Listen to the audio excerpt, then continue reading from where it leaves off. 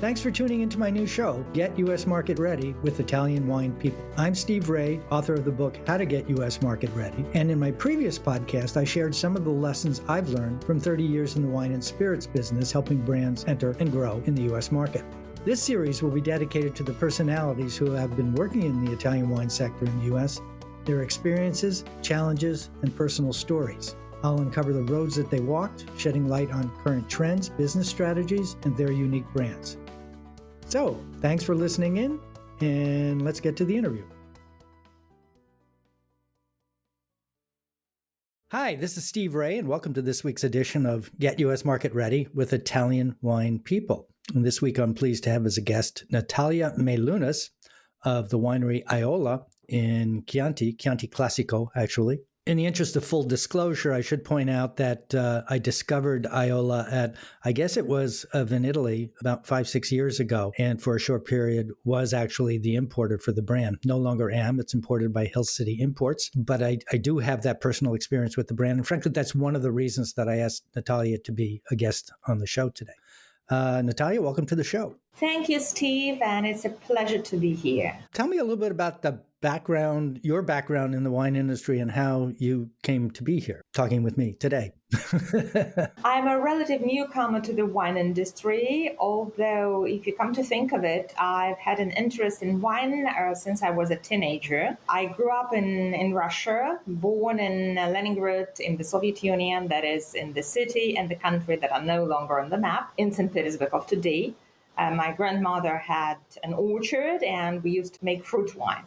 But to cut the long story short, I changed my life completely in around 2005 when I moved to Italy for family reasons first. I worked for several large international institutions, but I was always interested in Italian wine culture. And so when I came back to Italy in 2016, after a stint of working in the Balkans, and I was looking around, and one of the markets that I was really interested in was winemaking, particularly export, since I know several languages. I have a lot of international experience, and it just happened that I found this great job. Wow. Okay.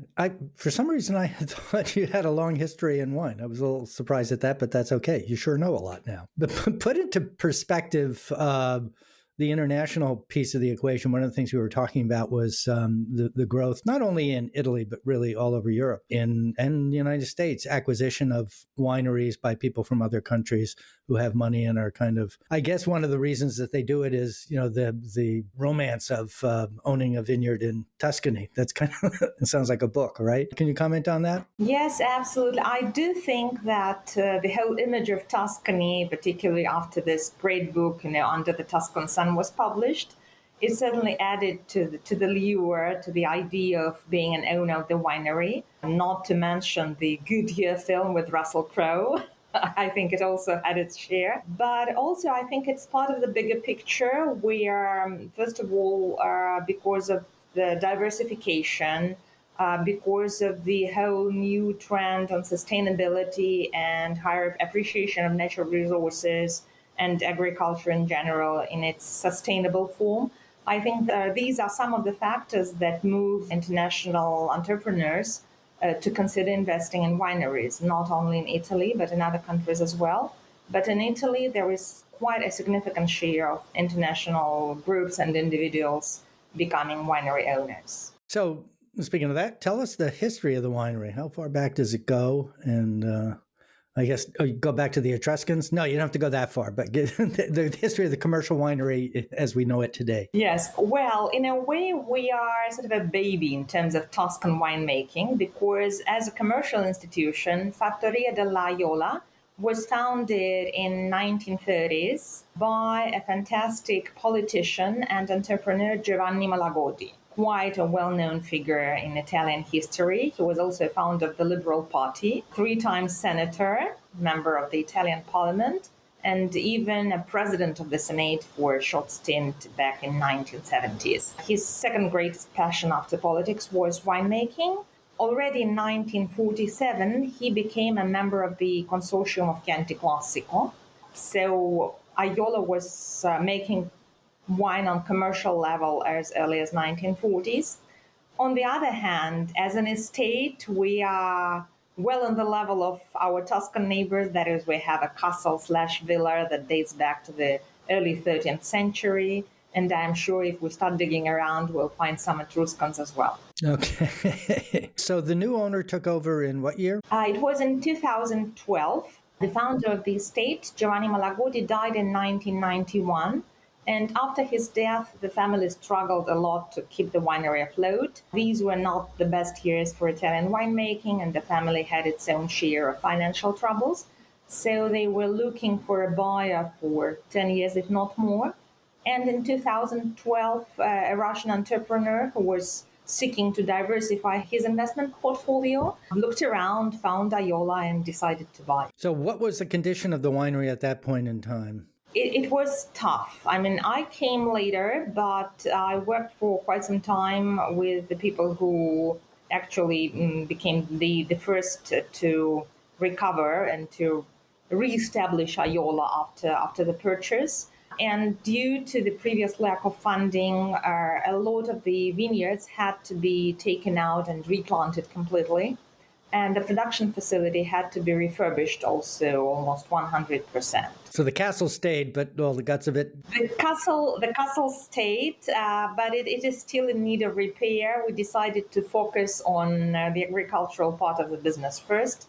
So most of the resources are going into the winery, into planting new vineyards, into recovering and making old vineyards healthier, because old vines are a treasure that we intend to keep and preserve, and also to refurbishment of the production facility, to marketing, to getting the brand back where it should be, and then of course we'll get to the castle, and because it is an asset that we intend to use for touristic purposes. And you welcome guests and have facilities for them to stay and eat, or just eat? Not at the moment. We don't have a bed and breakfast, but we do organize tastings. So visitors are welcome. You will need to book. If you're alone, you can just drop by. We are open for tastings all year round. Weekends, it's always better to book ahead or call ahead. But otherwise, there is quite a lot of things to see at the winery, including a very small museum that we created that covers part of the history of the estate, but also the old traditions and techniques of wine. Okay, and give us the URL of the winery's website. Oh, yes. It's www.aiolawines, AIOLAWINES.com. Very simple, aiolawines.com. And where does the name come from, Aiola? Well, that's a great mystery, because when I looked it up, and believe me, since my other passion is history, I studied quite a lot, but I couldn't find any explanation besides the fact that Aiola is somehow linked to the word Aiola, which in modern Italian means flower bed. But since the name is there on the maps already in the 14th century, I doubt there were too many flower beds at the time. So the short answer is I don't know.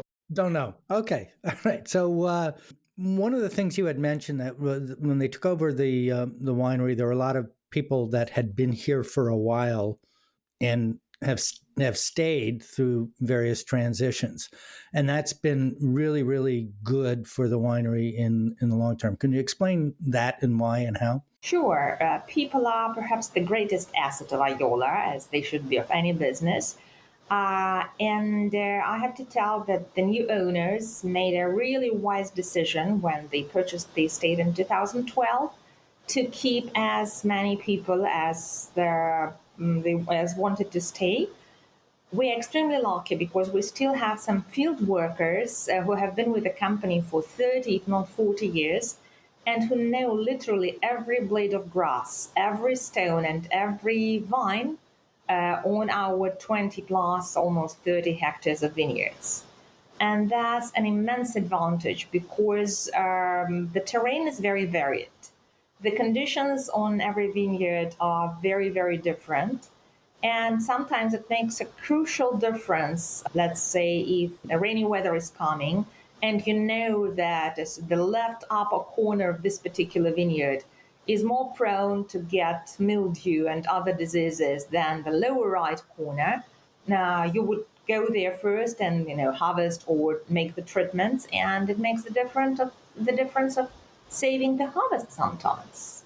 So having people who know everything is crucial. Yeah, I was in one vineyard in Spain, I think it was, and one corner of one vineyard was up, kind of going up a hill, and they had over 100-year-old pre-phylloxera vines, and because it was sandy, there was a patch there of maybe, I don't know, maybe 10 rows, maybe 100 yards long, and that was it. But it was pretty neat to know that kind of stuff still exists in places. And of course, in Italy, it's older than Spain in terms of wine production.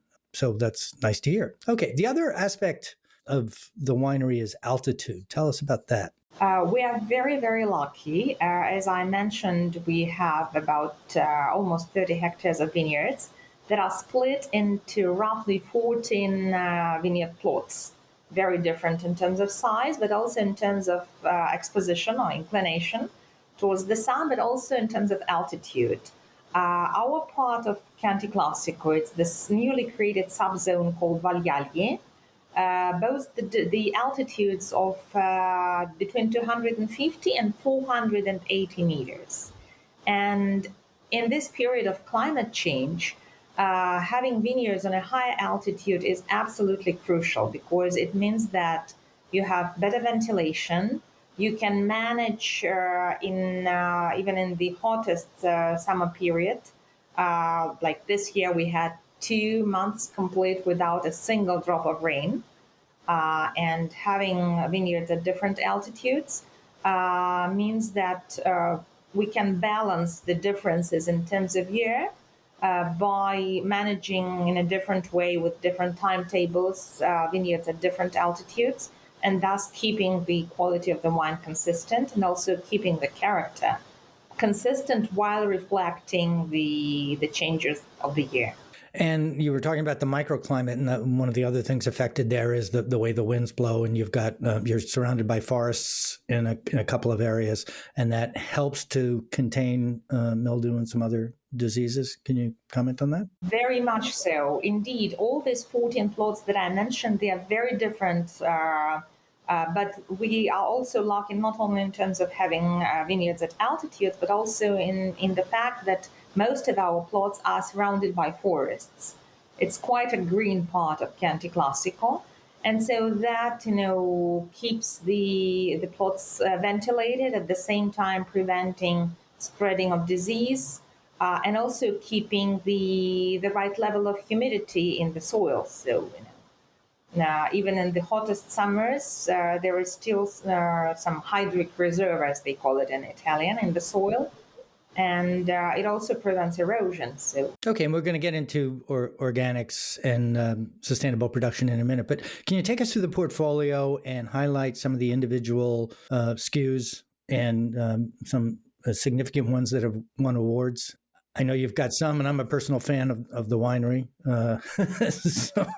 Thank you, Stephen. We really appreciate that. Well, we are first and foremost a Chianti Classico producer, and I think Aiola Chianti Classico in its 3 typologies, that is Annata, the one that stays in barrels and tanks for 12 months, the Riserva, the one that ages for 24 months, and then the top of the pyramid, the Gran Selezione, which for us is not only the top of the line, stays in large and smaller barrels and barrique for 30 months, but also comes from a single vineyard, Cancello Rosso, the Red Gate. So these are the 3 top wines of the estate that are consistently awarded 90 plus points from a number of critics. James Suckling, I think, has given us 92 to 94 points for 5 years in a row, if not more. We've won awards from Decanter, from Jancis Robinson, from the Canadian Wine Line. So, and that is a reflection, of course, of the quality of the wines, but also of the mastery of our winemaker, Paolo Salvi, who is one of the best known names as a Sangiovese expert I was going to ask that. Just let me interrupt and comment on the idea of scores. Well, scores are certainly important, and I find that it's one of the first questions we get asked by anybody in the United States if we're trying to market or sell a wine like that. Do you have scores? And if you have scores, that's great. That gets you past the first major hurdle or obstacle. But beyond the scores, what people are looking for is the strength of the brand, the story behind the brand, and so on and so forth. What are you guys doing to help tell that story, both in Italy and the United States? And we'll get back to the United States and what markets you're in a moment, but talk about the story for a moment. Sure. Well, everybody will tell you that their wines are the best or their wines are perfect, which is true. There are so many excellent wines. What makes a wine different is the unique characteristics, the idea that the wine reflects this particular territory, this particular piece of land, and also this particular estate. And the history of Aiola is very much connected to the brand. So, for instance, we have every vineyard that we have has a name. And the names of the vineyards do not all only help, to let workers go to this vineyard instead of that one, but they also a reflection of the very long history of the estate and on the place. For instance, we are thinking of creating a new single vineyard, Chianti Classico, with the name Poggio del Tracco. Now, Poggio is a hill, Tracco is the family name of the farmer who lived on the land on the plot of this particular vineyard up until 1970s. And he's very, very well known in the whole Vagliagli, which is the little town nearby, because he had, or his family was the only family in the 1950s and 60s to have a cow. So quite a lot of locals, the very grown-up people of Vagliagli remember fondly the time when they were kids and they were sent by their mothers to purchase the milk from Tracco, who lived on the Poggio del Tracco vineyard. And it is stories like that, reflect, if you want, are reflected in every single drop of every wine. Okay, so let's take that base. It's a lovely story, and I'm a believer in when you're marketing in the United States, it's to get people to tell your story in their words to their friends, and you need the good story to start with. But a big piece of the equation for you guys as well is a move towards sustainable production and organic certification. Can you talk about that, please? Indeed, you're absolutely right. I think we were already practicing sustainability almost without knowing, if you want to, because from the start, already as early as the beginning of 2000, and particularly after the change of ownership, there was a conscious effort from the part of the whole production team to minimize the use of chemicals, to switch to organic fertilizers, biocompatible treatments, and to follow the lines of sustainable agriculture in the sense of not wasting resources, conscious use of agricultural techniques. And now we are putting it onto paper, if you want, because we have started the process of converting into fully organic. We are well ahead on this road, and I believe that in 2023, 2024, our wines will be certified as organic. And you've got some pretty good distribution internationally in the United States. And I should make a point here that I had a company that was the importer for just about a year or two. It's now imported by Hill City Imports. But in the U.S., you're currently in New York, New Jersey, and I think just started with Pennsylvania. Is that correct? Yes, indeed. And we are also present in Illinois, in Chicago. Okay, in Chicago. But you're looking for distribution in other markets as well. Texas, Florida, California probably are important for you as well. How do you, as the kind of export manager person who is kind of the point person for the brand, manage export stuff during the pandemic when none of us could travel? Well, these were 2 very tough years for us, and the situation is still rather complicated. So, of course, one of the most important things for us who are building the brand and who are responsible for export is to meet with our potential importers and customers face to face, because, to convince people of the value of the brand, it's not enough to send out emails and put a nice picture on the internet. And even sending samples is not enough. You have to be there. You have to taste wines together with your potential customers. And you have to tell the story. There is only so much you can tell through emails.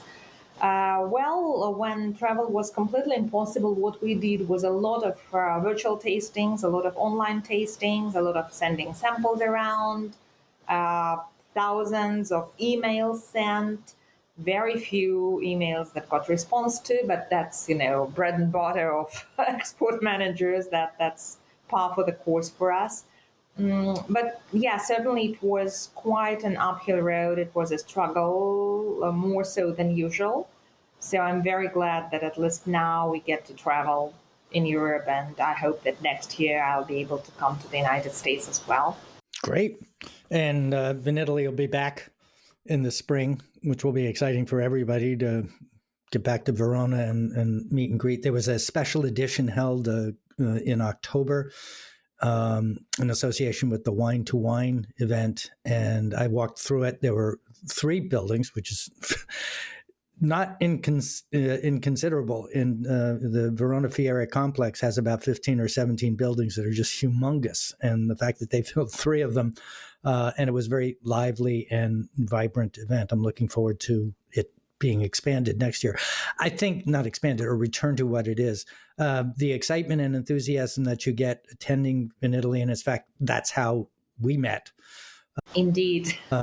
Somehow, I don't remember, I tasted the wine or I talked to somebody, and I remember sitting with you and a young woman who used to work for you. And Daria, yes. Yeah, Daria. And it kind of just connected. And that kind of stuff only happens in a situation like that. And Vinitaly is renowned for that kind of a thing. But taking that same thing, there are 2 things that you can't do remotely. One is literally sit across from someone. Yes, you can figuratively do it, as you and I are doing now, but it's very different when you're in their own personal space. And the second is to taste along with them. Again, you can do it remotely, but it's a poor approximation of the reality. So you ended up doing, like everybody else, a lot of virtual tastings, probably spent a ton of money sending out samples, a lot of challenges in terms of small bottles and how do you package this stuff to go all these places. Do you think that's going to influence at all the way you do tastings going forward, or the way that you promote your brand going forward once we return to some sense of normalcy post-COVID, meaning Vinitaly is back on track?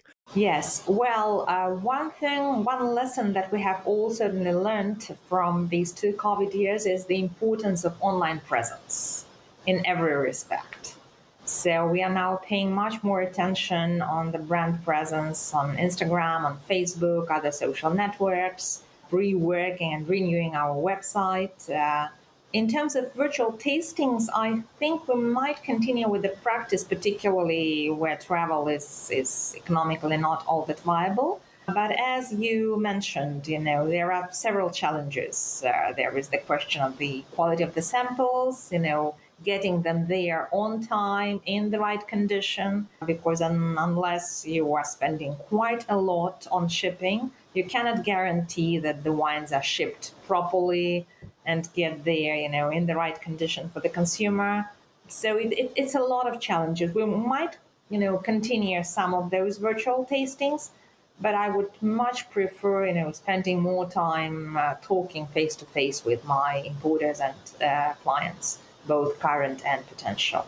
I also wanted to mention that, even when you are online, you still don't have enough space and you can't guarantee the attention of your potential customers to the stories that you want to tell. Like, the stories of the wines that go beyond our Chianti Classico range, because we have, for instance, a tiny gem of a super Toscan in our portfolio. It's called Rosso del Senatore, the red of the senator. And as you can imagine, it was named after the founder of the estate, the senator, Giovanni Malagodi. And it reflects his fantastic foray into bringing international wines, international varieties to Italy back in 1970s, 1960s. when, he worked along with Giacomo Takis and Gisa della Rocchetta and all the great names that are now hallowed in Bulgaria and other zones. So we have our own, a blend of Sangiovese, of course, the king of Tuscany, and Merlot, and it is called Rosso del Senatore, and we produce a couple of thousand bottles in the best years. Wow, I look forward to tasting that. So we have an expression in America when something is really authentic or innovative. You were country before country was cool. Speaking about country music, the story you just told about the Super Tuscan blend, which is with Merlot, I'm guessing. Are there any other varietals in there? Yes, it's Sangiovese and Merlot. You're right. It was Super Tuscan before Super Tuscan was the big name. Yeah, that's kind of where I was going. We still continue this innovation line. For instance, we made the sparkling rosé from 100% Sangiovese. It's called Brut Rosé Aiola, and we made it 2 years ago, if not more. So again, well before the sparkling rosés were, top of the line. Yeah, that's, and we're seeing that. I mean, that's just the dramatic growth of Prosecco has been obviously dramatic. And we're seeing they've just expanded that to include rosé wines, which caused, I guess, quite a bit of discussion, shall we say, in the north of Italy. Is the sparkling red a big departure from tradition in Chianti? Well, sparkling rosé is in a way. The sparkling rosé, excuse me. Yeah, I believe we were one of the first, and at least in terms of our zone, we were one of the first to make it. So at the time, it was quite an audacious step. And we are very happy with the way it is selling both in Italy and abroad. And it has a lovely label representing a young lady with hair made from olive branches, because we also produce olive oil. Right. Cool. Okay, so we're talking with Natalya Meylunas of Fattoria della Aiola. So we've covered a number of topics, but what I like to end my interviews with is a question about what's the big takeaway. Tell me about what you think of what we've just talked about. Is there one thing somebody who is listening can take away from this conversation and actually put to use immediately? Well, for the winemakers, I think it's, always think about your brand and how it speaks to people, and also how it is perceived by somebody who doesn't know all the intricacies of Chianti Classico versus Chianti versus, Sangiovese versus something else. So let the wine speak and help it to speak and talk to people. Online presence, of course. And for consumers, look at the story beyond the label, where scores and awards and big names are great, and they are always trustworthy most of the time. But, allow yourself to the pleasure of discovery. Try to go beyond the big names and the 100% Parker or James Suckling or whatever, and you will be pleasantly surprised so many times. Yeah, I these days, and what I mean in the last 15 years, I haven't had any wines from Italy that were not great, because I think the days of where technical flaws or production issues are pretty much gone. So a big thank you to Natalya Meylunas of Fattoria della Aiola in Chianti Classico. Thank you for being our guest this week, and I look forward to seeing you soon somewhere in the world, either in Italy or the United States. Thank you very much, Steve. Big thank you to the listeners. And I do hope that many of you will come and visit Aiola, which has a great advantage of being only 18 kilometers from Siena. So if you are on the tour, do come and visit. And thanks a lot, Steve, for this wonderful opportunity.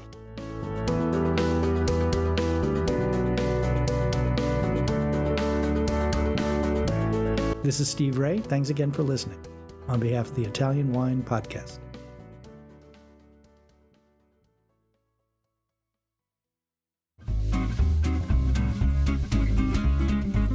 Hi, everybody. Italian Wine Podcast celebrates its 4th anniversary this year, and we all love the great content they put out every day. Chin Chin with Italian Wine People has become a big part of our day, and the team in Verona needs to feel our love. Producing the show is not easy, folks. Herding all those hosts, getting the interviews, dropping the clubhouse recordings, not to mention editing all the material. Let's give them a tangible fan hug with a contribution to all their costs. Head to ItalianWinePodcast.com and click donate to show your love.